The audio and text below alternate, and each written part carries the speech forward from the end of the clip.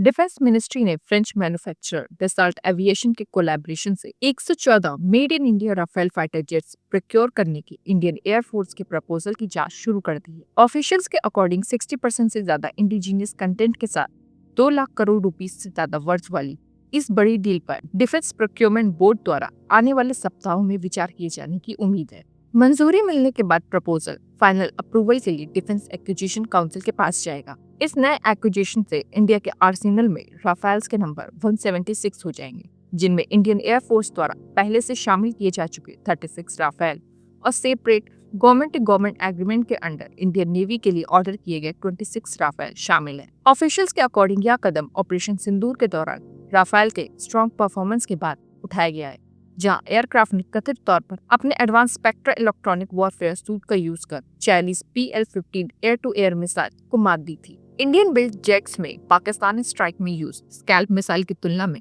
Longer range air to ground missile feature होना expected है। Dassault का प्लान हैदराबाद में राफेल के M88 इंजन के लिए मेंटेनेंस, रिपेयर और overall that is MRO facility establish करने का है, जो भारत में मौजूद मेंटेनेंस फर्म का कॉम्प्लीमेंट होगा। टाटा जैसे इंडियन पार्टनर्स के प्रोडक्शन में इन्वॉल्व होने की पॉसिबिलिटी है। इंडियन एयर फोर्सेस इस डील को अपने फोर्स स्ट्रक्चर को मजबूती देने के लिए क्रूशियल मानती। इसके साथ Su-30 MKI light combat aircraft that is LCA Mark 1A शामिल है, जिसकी 180 यूनिट्स का पहले ही ऑर्डर दिया गया है। और indigenous 5th generation fighter jets का प्लान है कि इसे 2035 के बाद इंडक्ट किया जाएगा। पास्ट में हुए राफेल डील पर नजर डालें, जो इंडिया की डिफेंस के लिए इम्पोर्टेंट रहे हैं, तो इस कहानी की शुरुआत medium multi role combat aircraft MMRCA competition से होती है, जो अर्ली 2000 में 126 फाइटर जेट्स एक्वायर करने के लिए शुरू किया गया था। 2012 में डसॉल्ट राफेल को इसके लोअर लाइफ साइकिल कॉस्ट के कारण विनर सेलेक्ट किया गया था। हालांकि बातचीत चलती रही, लेकिन कोई डील फाइनलाइज नहीं हो सकी। 2016 में ही इंडिया ने इंडियन एयर फोर्सेस के लिए फ्रांस से डायरेक्टली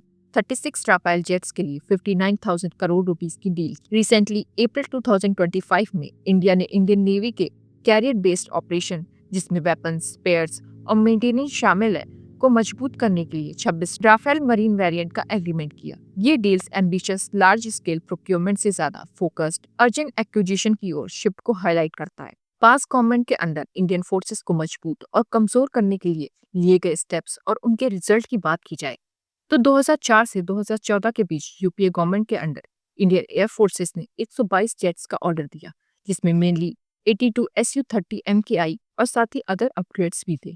वहीं बीजेपी गवर्नमेंट के अंडर रिसेंट ईयर्स में 2016 में 36 राफेल्स जैसी डील्स और 114 और मेड इन इंडिया राफेल के लिए ऑनगोइंग प्रपोजल शामिल है, जो शो करते हैं कि इंडियन एयर फोर्सेस घटते स्क्वाड्रन के बीच मॉडर्नाइजेशन पर जोर दे रही। इंडियन एयर फोर्स की सैंक्शन स्ट्रेंथ 42 स्क्वाड्रन है, लेकिन प्रोक्योरमेंट हर्डल्स के कारण एक्चुअल नंबर कम हो गए।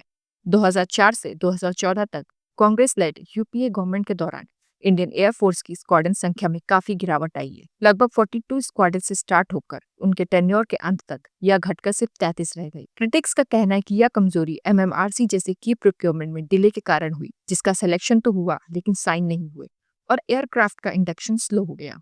इस दौरान केवल 122 फाइटर ही ऐड किए गए, जो रीजनल थ्रेट के बीच जरूरत से काफी कम थे। इसने इंडियन एयर फोर्स को कमजोर बना दिया, जिसका रीजन एजिंग फ्लीट और इनसफिशिएंट रिप्लेसमेंट था। इस नेग्लेक्शन का क्लियर एग्जाम्पल MiG-21 जेट्स का लंबे समय तक इस्तेमाल किया जाना है। 1960s में इंडक्टेड इनको इंडिजीनियस तेजस LCA जैसे एयरक्राफ्ट के डेवलपमेंट और प्रोक्योरमेंट में देरी के कारण अपने मूल समय से बहुत ज्यादा समय तक सर्विस में रखा गया। कांग्रेस गवर्नमेंट के अंडर तेजस प्रोग्राम को लगातार असफलताओं का सामना करना पड़ा, जिससे इंडियन एयर फोर्सेस को MiG-21 पर रिलाय करना पड़ा, जिन्हें अक्सर उनके एक्सीडेंट प्रोन हिस्ट्री के कारण फ्लाइंग कॉफिन कहा जाता है। लास्ट MiG-21 स्क्वाड्रन को 60 से ज्यादा सालों की सर्विस के बाद सितंबर 2025 में ही रिटायर किया गया, जिससे यह हाईलाइट होता है कि पास्ट प्रोक्योरमेंट फेलियर ने उनके रिस्की ऑपरेशन लाइफ को कैसे बढ़ाया। कांग्रेस गवर्नमेंट की पिछली लापरवाही के दुष्परिणाम सामने आ रहे हैं। स्क्वाड्रन स्ट्रेंथ हिस्टोरिकली कम होकर सैंक्शन 42 के मुकाबले अब 31 रह गई है। Indian air forces sewer operation crisis का सामना कर रही है। एजिंग फ्लीट, डिलीवरी डिलेज और पुअर प्लानिंग के कारण इंडिया, चाइना और पाकिस्तान जैसे मॉडर्न एनिमीज के जूझ रहा है। अर्जेंट सॉल्यूशन के बिना एयर सुपरियोरिटी में गिरावट आने से आने वाले सालों में नेशनल सिक्योरिटी को खतरा हो सकता है। ये चीज क्लियर है कि इंडिया को अपनी फोर्सेस को तत्काल मजबूत करना होगा। रीजनल टेंशन बढ़ने के साथ स्क्वाड्रन के नंबर को बढ़ाना, इक्विपमेंट्स को मॉडर्नाइज करना और इंडिजिनियस प्रोडक्शन में तेजी लाना बहुत जरूरी। एडवांस टेक्नोलॉजी में इन्वेस्टमेंट यह इंश्योर करेगा कि इंडियन एयर फोर्सेस एक स्ट्रॉन्ग डिटेंट बनी रहे। फ्यूचर की बात करें तो India advance medium combat aircraft AMCA project के through 5th generation fighter jets के क्षेत्र में प्रगति कर रहा है। 2025 तक प्रोटोटाइप का डेवलपमेंट प्रगति पर है। डिटेल डिजाइन कंप्लीट हो चुका है और 2027 में इसे लॉन्च करने का प्लान है। इंडिजिनियसली डेवलप्ड इस स्टेल्थ फाइटर का एम जल्द ही पहली उड़ान भरना और 2030 तक इसका पूरी तरह से इंडक्ट होना है, जिससे कटिंग एज एविएशन में इंडिया की सेल्फ रिलायंस इनहैंस होगी। आखिर में यही कहा जा सकता है कि इंडिया AMCA जैसे फाइटर जेट्स पर एक्टिवली काम कर रहा है, साथ ही एयर फोर्सेस को मजबूत करने के लिए ड्रोन कैपेबिलिटीज को भी बढ़ा रहा है। इंडिजीनियस डेवलपमेंट में कामिकाज ड्रोन, मेल UAV और रुद्रास्त्र जैसे कॉम्बैट सिस्टम शामिल करना और साथ ही फ्लीट की संख्या 87 से बढ़ाकर 350 करना है।